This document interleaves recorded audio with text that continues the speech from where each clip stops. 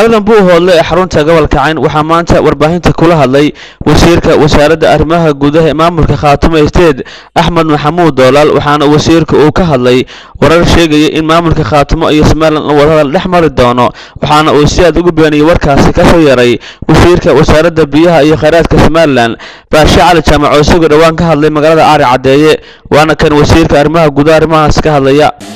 hadalkaasi saxaafadan ka maqalay waxaan si halkan ka cadeynayaa hadalka ka soo yeeray wasiirku inuu yahay midaan sal iyo raatoona lahayn wax wada hadal aan hore ula furnay maamulka waqooyi galbeed ama hadda noo socdaa ma jiraan marka garan maayo wasiirku meesha hadalka ka keenay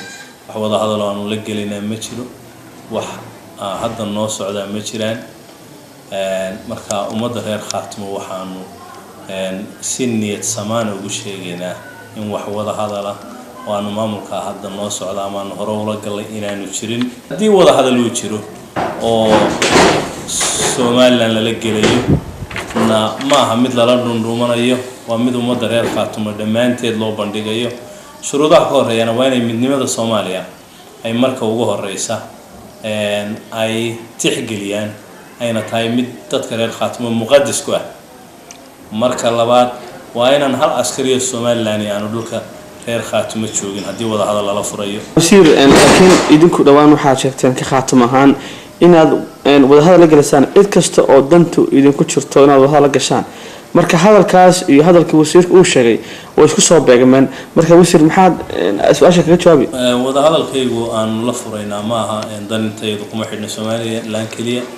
dantaydu waxay ku xidhan tahay meel kasta oo Soomaaliya degto oo ay ugu muhiimsan tahay magaalada Muqdisho iyo dawladda federaalka oo aan hore xiriirka ugu goynay waxa kamid ah Puntland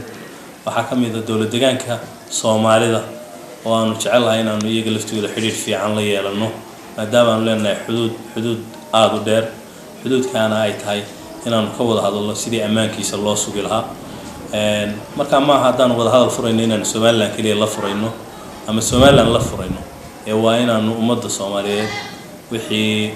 danaynaya midnimada iyo wanaaga iyo nabadgelyada Soomaaliyeed meel kasta ay joogaanba waa la furaynaa